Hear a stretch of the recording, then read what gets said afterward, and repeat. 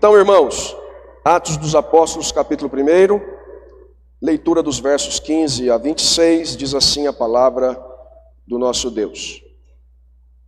Naqueles dias, levantou-se Pedro no meio dos irmãos. Ora, compunha-se a assembleia de umas 120 pessoas, e disse: Irmãos, convinha que se cumprisse a Escritura, que o Espírito Santo proferiu anteriormente por boca de Davi, acerca de Judas, que foi o guia daqueles que prenderam Jesus, porque ele era contado entre nós e teve parte neste ministério. Ora, este homem adquiriu um campo com o preço da iniquidade, e precipitando-se, rompeu-se pelo meio, e todas as suas entranhas se derramaram. Isto chegou ao conhecimento de todos os habitantes de Jerusalém, de maneira que em sua própria língua esse campo era chamado Aceldama, isto é, campo de sangue.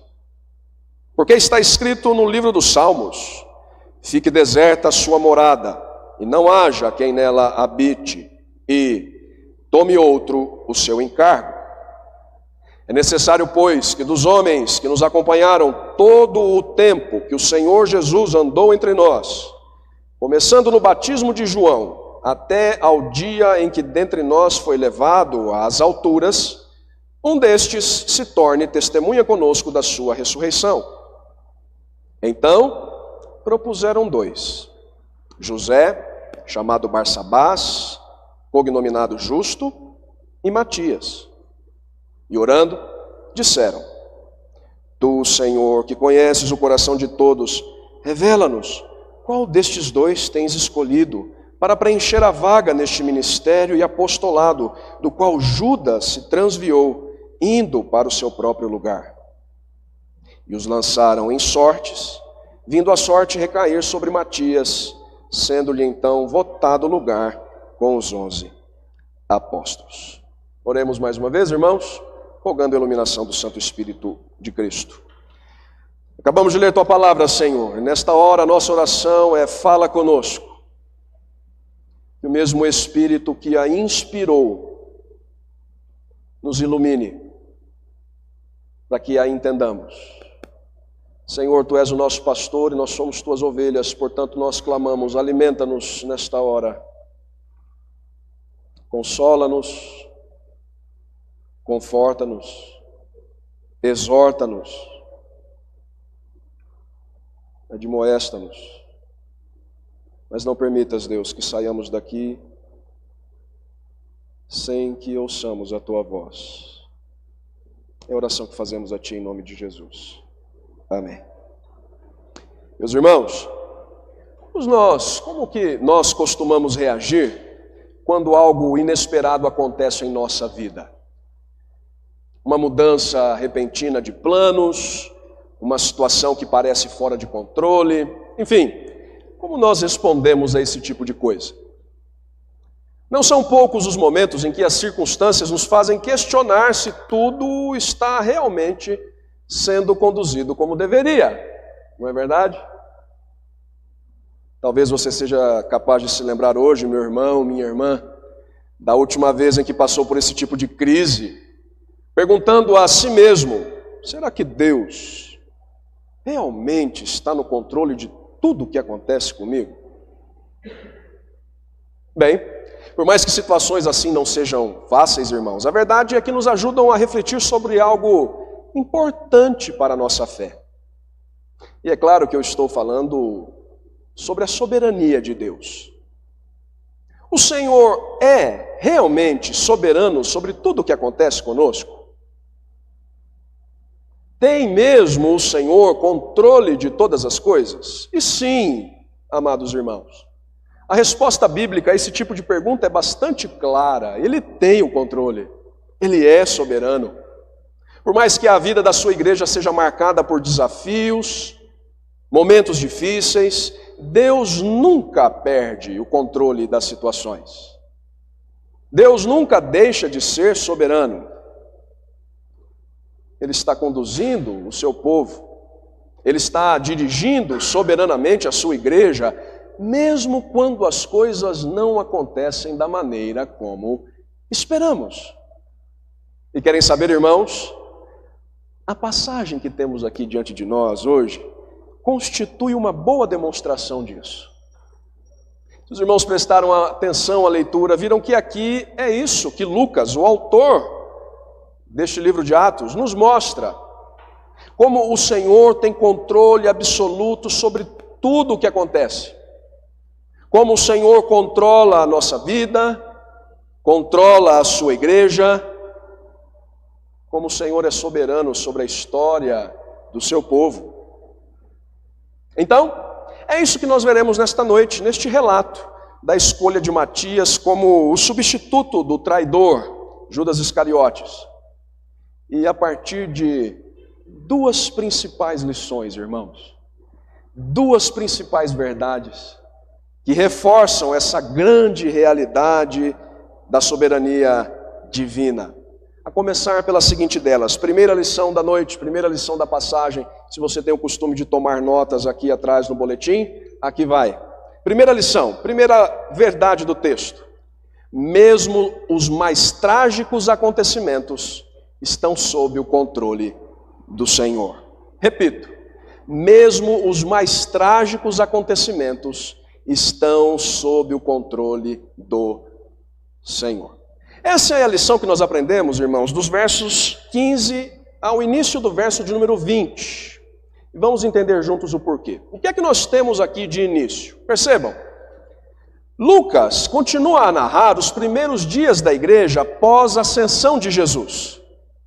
E diz Lucas aqui que naqueles dias, verso de número 15, enquanto os crentes esperavam em oração pelo derramamento do Espírito, foi o que nós vimos nos versos anteriores, o apóstolo Pedro se levantou no meio dos irmãos com um discurso, com uma palavra, com uma prédica.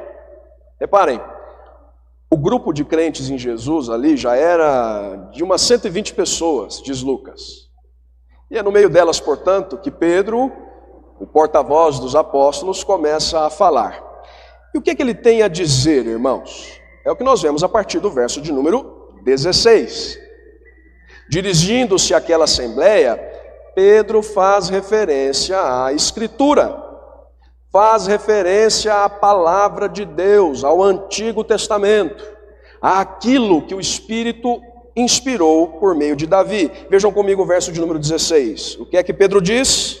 Irmãos, convinha que se cumprisse a Escritura que o Espírito Santo proferiu anteriormente por boca de Davi, acerca de Judas, que foi o guia daqueles que prenderam Jesus. Pedro faz menção à Escritura, irmãos, mais especificamente, de início, ao Salmo de número 69, verso 25, que é citado aqui nesse texto nosso, no verso de número 20. Pedro afirma, a partir do Salmo de número 69, em primeiro lugar, que era necessário que a Escritura fosse cumprida no caso de Judas Iscariotes, o traidor de Jesus. Sim, porque o Salmo 69, irmãos, destaca, entre outras coisas, a necessidade de adversários experimentarem o julgamento de Deus. E foi o que aconteceu com Judas, o guia daqueles que prenderam Jesus, como diz o final do verso de número 16. Por sua traição, Judas experimentou o julgamento divino. Vejam comigo os versos 18 e 19. Neles, Lucas explica a todos nós como se deu esse acontecimento. Ora, este homem adquiriu um campo com o preço da iniquidade. Precipitando-se, rompeu-se pelo meio e todas as suas entranhas se derramaram. E isto chegou ao conhecimento de todos os habitantes de Jerusalém, de maneira que em sua própria língua esse campo era chamado Aceldama, isto é, campo de sangue. Judas, irmãos, aquele que era contado entre os apóstolos, como Pedro mesmo disse, tal como Lucas registra no verso 17, aquele que teve parte no ministério, no apostolado, por conta de sua desobediência, de sua apostasia, de sua rebeldia, experimentou do juízo de Deus. E Lucas nos faz questão de contar essa história aqui, no trecho que temos nos versos 18 e 19, entre parênteses. E de fato, irmãos, nós conhecemos a história. Judas entregou Jesus por 30 moedas de prata, estão lembrados? Depois disso, vendo que Jesus fora condenado, tomado por remorso, diz a Escritura, ele tentou devolver as 30 moedas de prata aos principais sacerdotes, aos principais anciãos, mas eles as recusaram. Então Judas as atirou para o santuário. Então o que fizeram aqueles líderes? Pegaram as 30 moedas que pertenciam a Judas e compraram um campo. Um campo que ficou conhecido como campo de sangue, porque comprado com dinheiro de sangue. Os irmãos lembram de tudo isso, eu tenho certeza, nós conhecemos o relato bíblico. E diz a Bíblia mais, o que Judas fez em seguida? Saiu do templo tomado por remorso e enforcou-se. Enforcou-se, irmãos, de um modo violento, a ponto de seu corpo cair e se romper,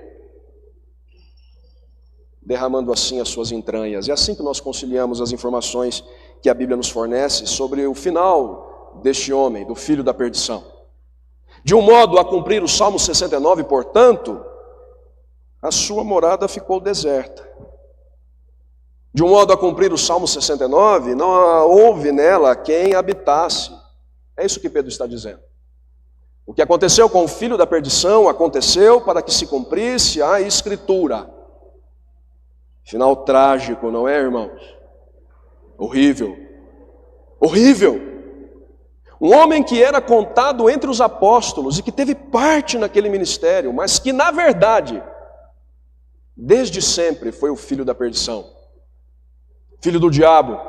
Um apóstata que ao final da vida experimentou do justo juízo divino num fim trágico.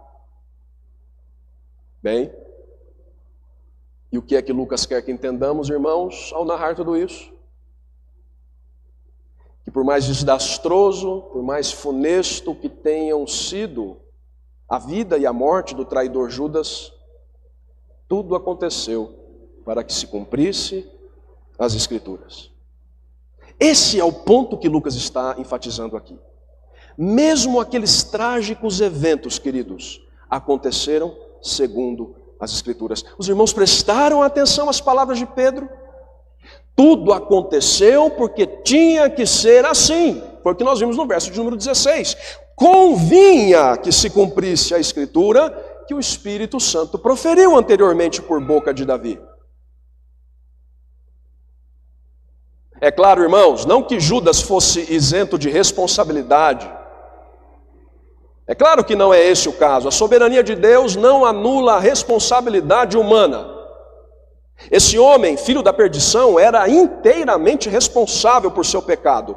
Mas esse seu pecado, do qual ele fora inteiramente responsável, já estava predito na Escritura. O que Lucas está mostrando aos seus leitores? Os planos do Senhor, irmãos, não são frustrados pela rebeldia humana. O nosso Senhor Jesus é soberano sobre todas as coisas. Vejam, nem mesmo a apostasia é capaz de impedir o cumprimento de seus propósitos. Nada de ruim ou desastroso pode surpreendê-lo. Nada de ruim ou desastroso pode limitar a sua ação, frear a sua ação por meio de sua igreja. Então, é assim que nós temos a primeira lição da noite. Estão lembrados? Mesmo os mais trágicos acontecimentos estão sob o controle do Senhor. E querem saber, irmãos, como essa primeira verdade se aplica à minha e à sua vida hoje? Quais são as aplicações que nós retiramos daqui, dessa primeira lição? Sabem, eu estou convencido de que aqui, irmãos, todos nós temos o que aprender sobre como lidar com a situação de ver pessoas saindo do nosso meio, saindo da igreja, deixando o serviço ao Senhor para viver de modo rebelde e desobediente à sua palavra. Quando isso acontece, é verdade, irmãos, sejamos sinceros, há algo de trágico aos nossos olhos. E querem saber de uma coisa? É algo que acontece há bastante tempo. Vejam, foi o que aconteceu com Judas. Ele estava junto com os demais, teve parte no ministério dos demais. E vamos nos lembrar, operou sinais como os demais. Ouviu as mesmas palavras que os demais ouviram, viu as mesmas maravilhas que os demais viram, mas e então saiu do meio deles, porque não era verdadeiramente deles. Eu poderia dar outros exemplos bíblicos ainda. Na segunda carta a Timóteo, por exemplo, Paulo menciona um homem chamado Demas, homem que, abro aspas, tendo amado o presente século, fecho aspas, diz o apóstolo naquele texto, o abandonou e partiu para outros rumos. É o que lemos lá em 2 Timóteo, capítulo de número 4, verso de número 10. Enfim, entendam, irmãos, essa é uma realidade que, vez ou outra, nós vamos ter que enfrentar. Vez ou outra, nós veremos pessoas saindo do nosso meio, abandonando o caminho de Deus, e acreditem, irmãos, muitas vezes de forma trágica. Mas o que é que o texto nos ensina nesta noite? É que mesmo situações assim estão sob o controle de Deus. Mesmo que nos sejam trágicas, mesmo que nos sejam impactantes, Deus está no controle. Deus é soberano. Sua igreja não depende de homem nenhum. Sua obra não depende de alguém em específico, a não ser dele mesmo. É ele quem levanta homens e mulheres para trabalhar em sua seara. Por isso, irmãos, por mais trágico que seja, Deus tem bons propósitos quando coisas assim acontecem. Vamos nos lembrar do que diz Paulo aos Romanos, lá no capítulo 8, verso 28. Sabemos que todas as coisas cooperam para o bem daqueles que amam a Deus, daqueles que são chamados segundo o seu propósito. Então, de fato, irmãos, é possível que nós sejamos abalados com a saída de pessoas de nosso meio. Mas acreditem, mesmo situações assim estão inclusas no plano final do Senhor. E querem saber? Muitas vezes, situações assim nos ensinam muitas coisas. Deixam muitas lições para nós. Há pessoas que sairão de nosso meio porque não são dos nossos. E então, o que fazer? Nos desesperar? Então, o que fazer? Nos deixar dominar pelo desânimo, pelo abatimento, pela tristeza, se for o caso? Duvido que tenha sido o caso aqui em relação a Judas, bem, enfim. Mas é possível que aconteça conosco? Não, irmãos, a melhor coisa a fazer é confiar no Senhor da igreja. Os planos do Senhor da igreja não são frustrados, nem pela apostasia, nem por qualquer outra coisa. E isso se aplica a todas as circunstâncias da nossa vida. Por mais difíceis que sejam, por mais trágicas que sejam, meu irmão e minha irmã, saia daqui nesta noite crendo, o Senhor está no controle. Mas eu disse que eram duas verdades, não é? Nós já vimos a primeira, então vamos à segunda agora.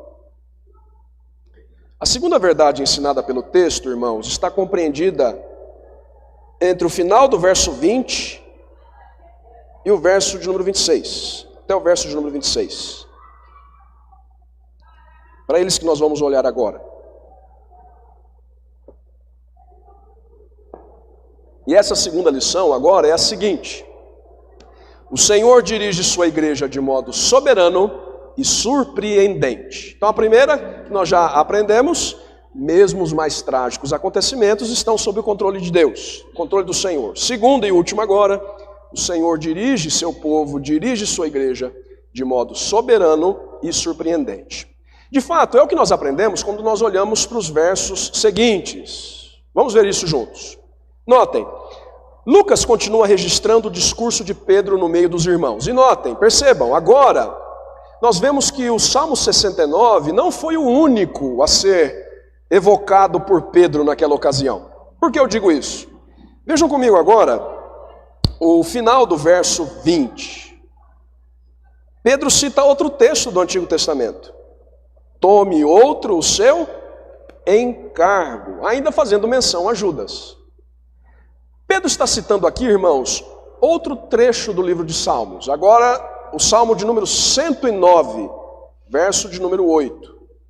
Tome outro o seu encargo. Ele está citando o finalzinho lá do verso de número 8, do Salmo 109. Bem, vamos entender isso aqui. Como é que isso se aplica ou se aplicou ao caso de Judas Iscariotes? O que Pedro está dizendo, irmãos, é que a Escritura não só previu a apostasia de Judas, como também previu a escolha de outra pessoa em seu lugar. Daí a ideia de tome outro o seu encargo. Entendem? É isso que fica claro aqui quando nós vemos esse trecho do Antigo Testamento sendo citado pelo apóstolo. Vejam, aplicada ao caso de Judas, Pedro está dizendo que a Escritura também já previa que outra pessoa seria colocada em seu lugar, outra pessoa assumiria o seu encargo no colégio apostólico. E é aqui que alguém poderia fazer a seguinte pergunta, né? Mas pastor, por que não seguir apenas com 11 apóstolos? Por que foi necessário escolher outro homem para o lugar deixado por Judas? Talvez você se pergunte. Irmãos, a resposta é a seguinte: se você conhece o Antigo Testamento, você sabe a razão. Vamos nos lembrar? Jesus não chamou 12 apóstolos, irmãos, por acaso. O número 12 tem um significado bem específico. Ele remete às 12 tribos de Israel. Então, ao escolher 12 apóstolos, Jesus estava restaurando Israel, apontando para o Israel restaurado. Jesus pretendia que fossem 12 líderes de um Israel restaurado. Compreendem qual é o ponto? Então, o número 12 aqui é um número simbólico e representativo. Sendo assim, dada a morte trágica, o final trágico de Judas, é preciso que alguém seja escolhido em seu lugar. E o que é que Pedro está nos dizendo? Até essa escolha, irmãos, já estava predita na Escritura. É necessário que, segundo a Escritura, outro tome o lugar do traidor. E claro, desde que cumpra certos requisitos, desde que preencha as devidas qualificações de um apóstolo. Quais são elas? Estão no texto. Vejam comigo agora os versos 21 e 22. É necessário, pois, que dos homens que nos acompanharam todo o tempo que o Senhor Jesus andou entre nós, começando no batismo de João até ao dia em que dentre nós foi levado às alturas, um destes se torne testemunha conosco da sua ressurreição. Em resumo, irmãos, os requisitos eram: primeiro, ter andado com Jesus desde o início de seu ministério até a sua ascensão; segundo, ter sido uma testemunha ocular da sua ressurreição dentre os mortos. Atenção a isso, hein? É por isso que não existem mais apóstolos nos dias de hoje, ok? Porque não há pessoa no mundo em nossos dias que cumpra esses requisitos. É por isso, irmãos, que esse ofício do apostolado, cremos, já cessou. Ele terminou com a morte do último apóstolo. Por isso até quem brinque, né, irmãos? Apóstolo bom é apóstolo morto. Por quê? Porque aqueles que cumpriam esses requisitos já morreram. Ninguém mais cumpre essas condições. Não há mais apóstolos em nossos dias, como infelizmente alguns se auto-rotulam. Mas voltemos ao texto. Ocorre que, depois de considerarem esses requisitos, 2 foram os nomes propostos. Verso de número 23. Então, propuseram 2. José, chamado Barsabás, cognominado Justo, e Matias. Sabem, irmãos, há algo muito interessante aqui nesse verso de número 23. Reparem, são 2 homens. E dos dois, um parece receber um pouco mais de destaque, não é verdade? É claro que eu estou falando de José. José é alguém conhecido como justo, irmãos. Entendam, esse era um apelido que os gentios usavam para se referir aos judeus piedosos. Era um homem piedoso. Não que Matias não fosse um homem piedoso. É claro que Matias era um homem piedoso também. Mas se vocês prestaram atenção ao texto, viram que, quanto a Matias, Lucas é bastante comedido. Ele só menciona o seu nome. Enquanto José, o filho, o Barsabás aqui, né, no verso número 23, e há uma discussão sobre o significado disso, se é Barsabás, filho do pai, né, Bar-Abá ou Barsabá, filho do sábado, mas essa é uma discussão para quem quer se aprofundar na língua grega, fica para depois, não é? Nesse caso aqui é aramaico. Mas o fato é, irmãos, que aqui no texto, um parece receber mais destaque do que o outro.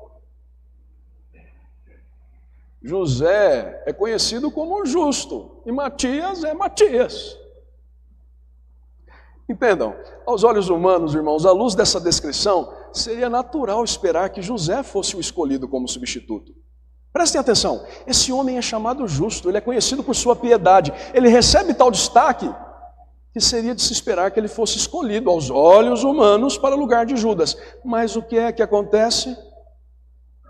Os discípulos oram, versos 24 e 25, vejam comigo. E orando, disseram: Tu, Senhor, que conheces o coração de todos, revela-nos qual destes dois tens escolhido, para preencher a vaga neste ministério e apostolado, do qual Judas se transviou, indo para o seu próprio lugar. Os homens veem o exterior, irmãos, mas os apóstolos oram: Senhor, só Tu conheces o coração de todos. E eles oram nesses termos. Oram porque sabem que a prerrogativa de escolha não é deles. Quem escolhe os seus apóstolos é o Senhor da igreja. Não foi assim com os demais? É o Senhor quem comissiona, foi o próprio Jesus quem os chamou para o apostolado. Então não seria diferente agora em relação ao substituto de Judas. Aqueles homens creem que o Senhor já tem o seu sucessor, e é por isso que eles oram. Senhor, nós vemos o exterior, Tu conheces o coração, mostra-nos, revela-nos, qual destes dois tens escolhido? E aí vem o verso 26. Os lançaram em sortes, vindo a sorte recair sobre Matias, sendo-lhe então votado lugar com os 11 apóstolos. Matias é então apontado como sucessor, irmãos, como substituto. Os apóstolos, diz Lucas, lançam sortes, e assim a decisão do Senhor é revelada a eles. Vejam, é preciso fazer uma breve explicação aqui. Lançar sortes era uma prática comum no Antigo Testamento e nas comunidades judaicas dessa época. Por quê? Porque era uma maneira comum naqueles dias pela qual se chegava ao conhecimento da vontade de Deus para determinada situação. Mas muita atenção ao que eu digo, era algo comum naqueles dias. Na antiga aliança e até esse momento aqui, já após o ministério de Jesus, antes do derramamento do seu Espírito. E aqui está o ponto-chave para entender. Vamos nos lembrar, irmãos, que até este momento, até aqui, o Espírito Santo ainda não havia sido derramado sobre a igreja. O Espírito é derramado depois, e nós veremos o relato do derramamento do Espírito no capítulo seguinte, capítulo de número 2.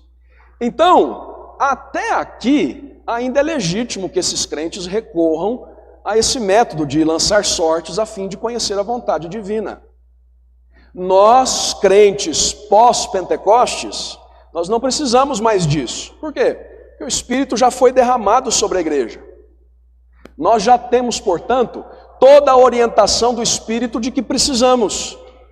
Hoje, em Sua palavra, o Senhor fala por meio desse Espírito a nós, nos dando toda a direção, nos dando toda a sabedoria de que precisamos. Então, nós não precisamos mais lançar sortes, ok? Por favor, Não faça isso mais, não é mais necessário. O Espírito já foi derramado sobre a sua igreja.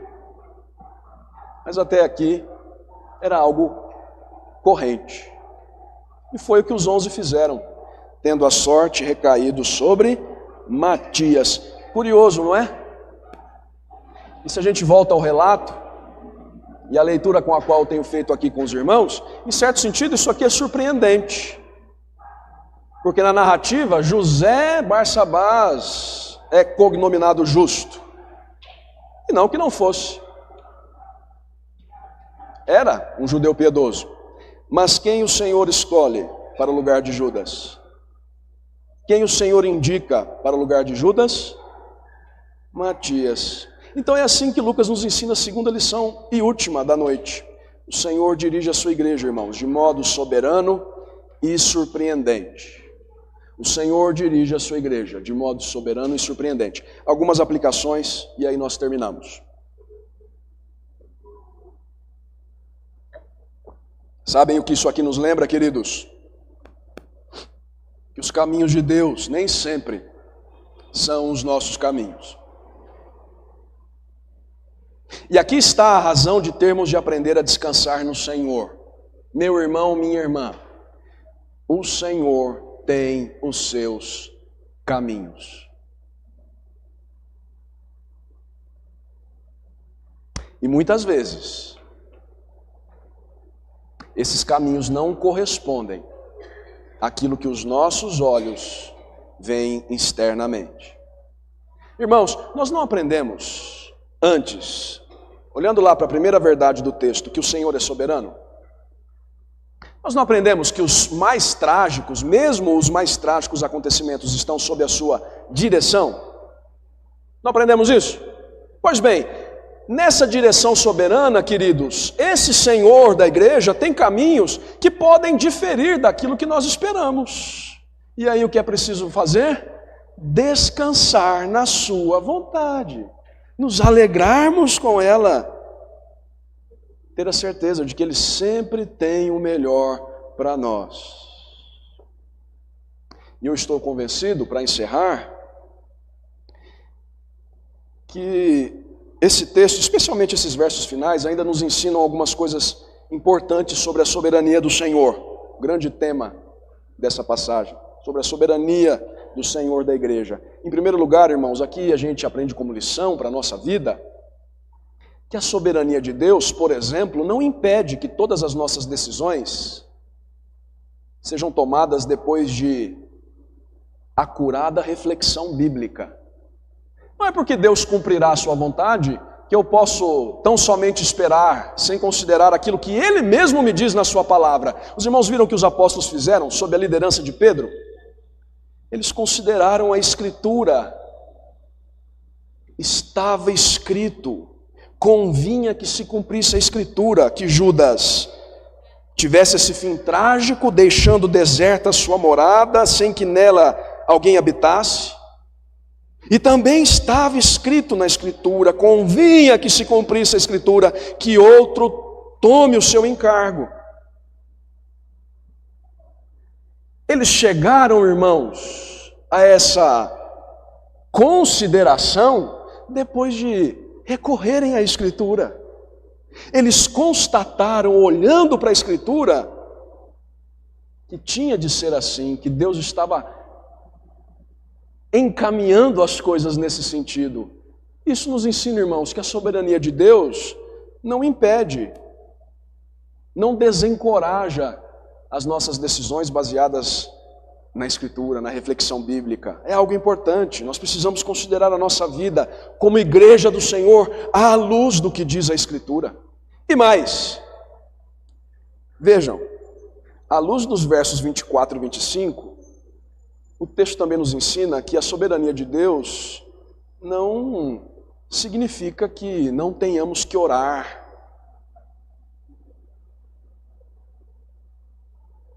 pedir a direção divina. Pelo contrário, olha só, esses homens sabiam que aquilo que estava acontecendo com eles acontecera conforme a Escritura.